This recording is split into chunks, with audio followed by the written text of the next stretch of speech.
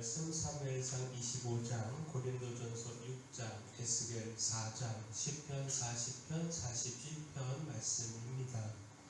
자, 오늘 말씀으로 나눌 주제는 주님께 올려드리는 영광입니다.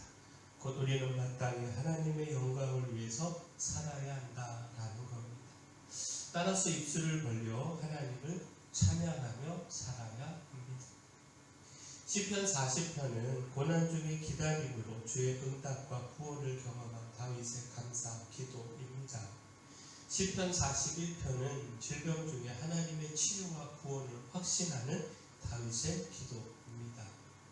무엇보다 다윗은 그 주신 응답에 감사하며 찬양하는 것을 잊지 않았는데 그 입술로 하나님을 찬양하며 영광을 올려드렸습니다. 그 시편 40편 3절 말씀 보면 새 노래 곧 우리 하나님께 올릴 찬송을 내 입에 두셨으니 많은 사람이 보고 두려워하여 여호와를 의지하리로다. 자, 하나님께 올릴 찬송을 내 입에 두셨다라는 것, 입으로 하나님을 찬송했다는 표현이죠. 다윗은 고난 중에 기도하며 하나님의 응답을 기다리고 또 기다렸고 마침내 응답하신 하나님의 구원을 경험하고 입을 열어 하나님을 찬송했습니다. 자, 우리의 삶에 놀라운 은혜를 베푸시고 우리의 간구를 외면하지 않으시는 하나님의 은혜를 기억하며 찬양하는 것 마땅합니다. 우리의 입술을 벌려 힘을 다해 하나님을 찬양하며 영광을 올려드려야 합니다.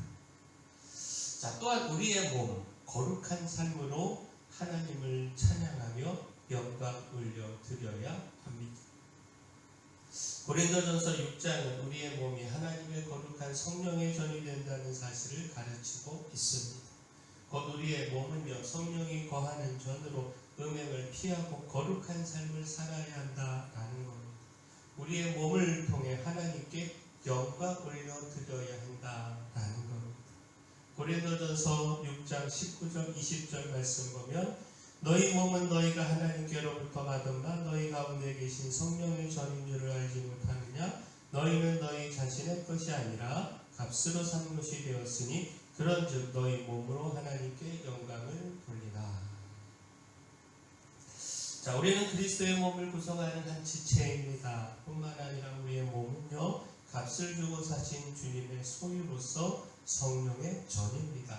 따라서 음행을 피하고 또 죄악도 피하고 거룩한 삶을 살아야 합니다.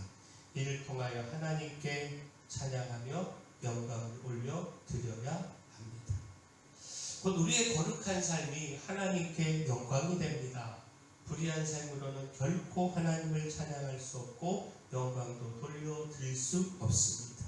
우리의 죄를 씻기 위하여 예수 그리스도께서 십자가의 고난을 당하셨음을 기억하며 십자가의 은혜 안에서 거룩함을 힘쓰고 그 거룩함으로 하나님께 영광을 올려드려야 합니다. 또한 헌신의 삶으로 하나님을 찬양하며 영광 올려드려야 합니다. 에스겔 4장은요 예루살렘을 향한 심판을 상징적 행위를 통해 나타내게 하신 말씀으로 에스겔의 헌신을 보게 하고 있습니다. 곧 하나님은 에스겔에게 토판을 가져다가 예루살렘을 그리고 그 성읍을 에워싸라는 등 아이들의 놀이처럼 보이는 그런 상징 행위를 하라고 명령하셨습니다. 또한 왼쪽으로 390일 오른쪽으로 40일을 누워 이스라엘과 유다의 죄악을 짊어지는 상징적 행위를 하라고 명령하셨고 또 적은 양의 음식과 물을 먹으며 지내라는 상징적 행위를 명령하셨습니다. 자, 이 모든 것들은요 예루살렘의 심판을 나타내는 상징적 행위로서 이를 통해 하나님은 그 백성들의 죄를 고발하고 그 죄로 인한 피할 수 없는 심판과 고통을 전하며 또 이 죄를 해결하고자 하시는 하나님의 뜻을 전하게 하신 것입니다. 근데 여기서 선지자 에스겔을 생각해 봐야 합니다. 하나님의 명령을 따라 상징적 행위를 하는 이 수행해야 하는 이 에스겔의 고통이 결코 작지 않기 때문입니다. 곧 이 명령을 수행하는 시간 동안 에스겔이 얼마나 큰 고통의 시간을 지내야 했는지 충분히 예상해 볼 수가 있는데 자, 그 한 구절만 살펴보면 에스겔 4장 8절에 내가 줄로 너를 동일이니 내가 애워싸는 날이 끝나기까지 몸을 이리저리 돌리지 못하리라. 그러니까 에스겔은 꼼짝도 못하게 묶인 채 고통을 당하며 백성들의 죄를 책임져야 했다라는 겁니다. 자, 여기서 에스겔의 헌신을 볼 수가 있습니다. 곧 하나님께서 명령하신 상징적 행위를 수행하는 일이 결코 쉬운 일이 아니었지만 에스겔은 선지자로서 그 주신 사명의 멍에를 거절하지 않고 순종하여 헌신했습니다. 그리고 또한 이를 통해 하나님의 뜻을 전달하며 하나님께 영광을 올려드렸습니다. 다시 말해 그의 헌신의 삶은 하나님께 영광이 되기에 충분했습니다.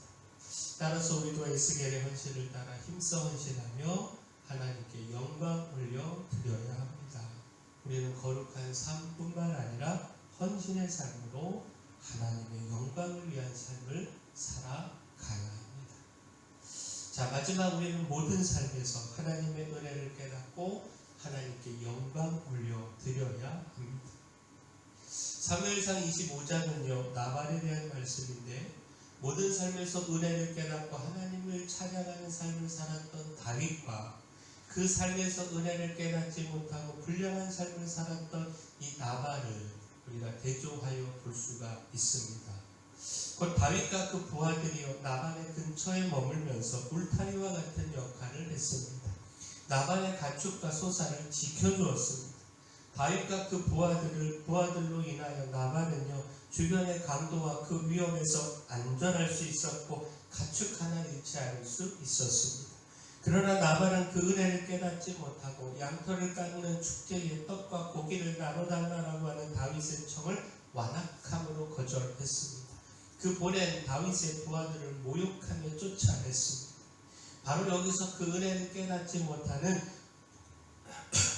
어리석고 불량한 나발의 모습을 볼 수가 있습니다.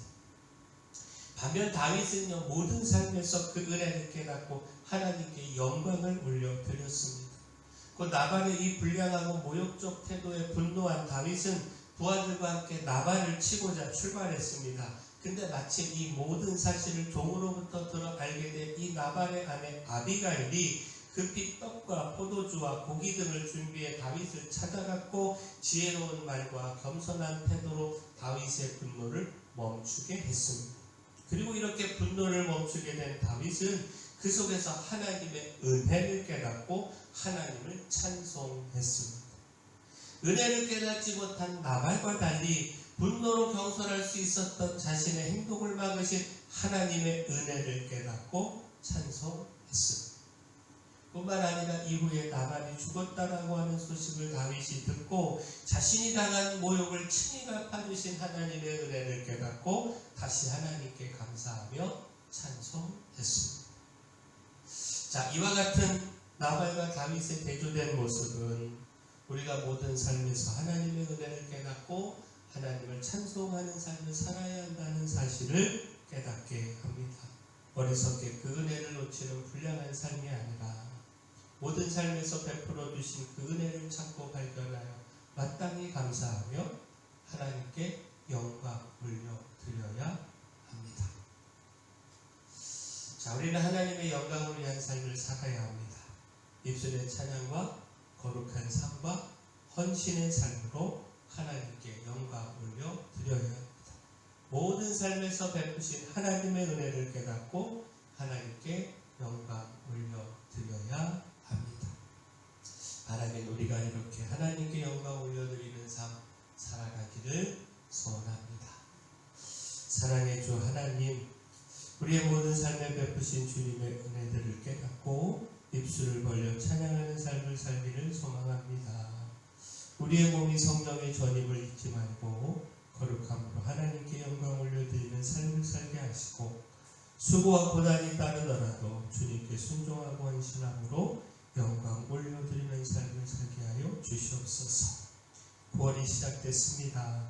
주님의 은혜가 가득한 9월 되게 하시고 또 형통한 한 달 되게 하여 주시옵소서. 교회에 연약한 모든 분들 주님께서 그 강력한 손으로 안수하시고 치료하여 주시옵소서. 수험생들을 위하여 기도합니다. 대학 진학을 위하여 힘을 다하여 준비할 때 하나님께서 지혜도 주시고 또 선하게 인도하여 주시옵소서. 교회 주신 사명, 이 마을의 빛이여 소금으로서의 사명 잘 감당할 수 있도록 일꾼도 보내주시고 또 물질도 더하여 주시옵소서. 모든 것 주님께 맡겼고 예수님 이름으로 기도합니다.